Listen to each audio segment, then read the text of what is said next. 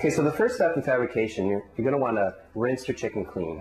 You want to make sure that you rinse it with cold water, cool, cold water. You don't want to introduce it to any warmth whatsoever. The thing about working with chicken, you always want to keep everything very, very sanitary. We always hear about salmonella. So to avoid salmonella, you always want to keep the chicken cool. It's going to be sitting out, make sure it's on ice. If you're going to work with it a little bit later on, then go ahead and stick it in the fridge and take it back out when you're ready to use it. Just make sure that it doesn't stay in the temperature danger zone for too long. If it does, then you're going to risk infection, cross-contamination, salmonella, all that stuff. Just avoid it altogether. All right, the second step in fabrication is you just want to make sure that you pay attention to safety. And the biggest issue with safety is a sharp knife. It may not make sense, but the sharper the knife, the better the cut. If you have a dull knife, you might go for a cut, it's going to slip, and that's where you're really going to risk cutting your finger or something like that. So just start with some sharp knives. What I've got here, I've got a chef's knife, and I've got a paring knife.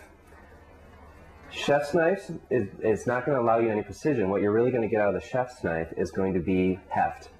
What we're going to use mostly for the precision to make sure that we get as much meat off the bone as we can is the paring knife. All right, so just to get started, what we're going to do is make sure that we have a nice sturdy chicken to work with. Right now it can rock back and forth, all that stuff. So the way to avoid that is real simple. You just go ahead and we're going to pop the hip bones. A little bit barbaric, but this is the way it's going to be more stable. Pay attention to natural seams when you're fabricating. You can see right there, there's a fat line. That's a seam line. As you cut into that, you're going to notice that the meat separates right along that line. So we're not going to be ruining any of the meat. We're just going to go in, cut along that natural seam, and expose right there. Same thing over here. You're going to see the fat line right there. Just cut through the skin. Look at that natural seam. That one definitely goes right all the way down. Now what we're going to do is pop the hip bones. And look at that. Chicken doesn't rock anymore. Going to go for the breasts. Right here we got the two breasts. They're separated by the keel bone right there. So we're going to work on one breast, then the other breast. Cut down the keel bone to expose it. Once you expose it, you can feel right there. Get a firm grip of your knife and just start cutting along the side of the bone.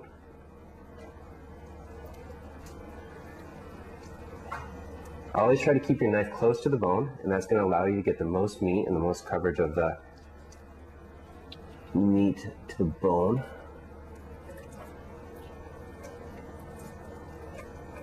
See right there? Cut right along the bone. And use your fingers just to peel it away. Up here you're going to notice the rib cage a little bit.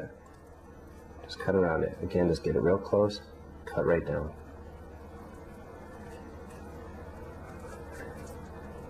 There will be times down here you might encounter the wishbone. Just go ahead and cut that, push it out of your way, whatever you need to do. And when you get to the very bottom, you're going to notice a knuckle right there. That knuckle belongs to the wing right here. If we wiggle that, you're going to notice where it's moving right in there. All we need to do is get our knife for heft, go down in there, just cut down along the knuckle, clean it up. There's our breast. We want to get rid of this right here, so you just flip it over, cut underneath the bone part, put that at the side. There you go, you've got your breast. We're going to do the same thing on the other side. One thing we're going to do with this breast, we're actually going to make it a boneless, skinless breast. Skin comes right off. Just peel that right off, just like that. Clean up any of the fat you don't like the looks of. The other thing we'll notice on here, it's got this little flap over here. That's the tenderloin. Again, you can buy tenderloins just by themselves at the market also. A lot of people find them desirable. So now we've got the tenderloin and our boneless, skinless chicken breast. There you go. Next up is getting the leg and the thighs off there. This can be a little bit tricky. All you want to do is just find your butt. Right there you got the tail, so you know where the butt end. Go along, you're going to notice there's a bone area right here. You're just going to cut along that. And as we're going to cut along, you're going to notice right there, that's the knuckle at the base of the leg and the thigh. So we're just going to cut right underneath that.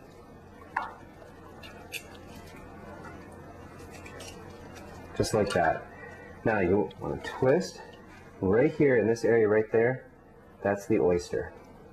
You can use your finger, pull that oyster right out of there, and finish cutting up. Gives you your leg thigh combo, just like that. Same thing on the other side. Got our carcass, and set that aside for stock. Again, right here we're going to pay attention, because now we're going to separate this leg thigh combo into a leg piece and a thigh piece. As you're working, you'll notice that I'm always cleaning up, just kind of like get rid of some of this excess fat. This makes the meat look a lot more desirable. Pay attention right here, natural seam. You'll notice it on this leg thigh combo also. Got a natural seam right there. That tells you where to separate the leg from the thigh. So we'll leave that one intact. Right here, we're just going to kind of cut down. You're going to notice that natural thigh exposes that knuckle right there. That natural seam, I'm sorry. There you go. You cut right down through. So now we've got our leg piece. Pretty it up a little bit. We've got our thigh piece. There we go. We have our boneless, skinless chicken breast, our tenderloin, our skin, our chicken breast with skin on and tenderloin still on, leg and thigh combo, thigh and leg. All right, so we fabricated the chicken. We've got all of our parts here. So you might use the tenderloin right now and nothing else. What are you supposed to do with the rest? Well, this is the way that we actually recommend that you go ahead and store the chicken. When you buy chickens in stores, typically like if you buy a big bag of frozen chicken, they don't stick together. But if I took all this and threw it in the freezer, it's going to stick together. And then if I wanted to use one piece and not the rest, and I'd have to defrost it and blah, blah, blah, it's a pain in the butt. What they do is a process called individually quick frozen. They've got big super freezers and all that does it really quick, but at home you can do a very similar process. All you have to do, take some wax paper on a cookie sheet. Just going to take your pieces, make sure they're not touching because we don't want to get them all frozen together, just like that. You're going to wrap it up tightly. You're going to stick it in the freezer. You're going to wrap it real good. Stick it in the freezer and let them freeze. Individually quick frozen. Happen to have some already done here. So we've already done that. Taking these out of the freezer, frozen them all the way through. Then all you do is you take your Ziploc bag. Got individually quick frozen pieces.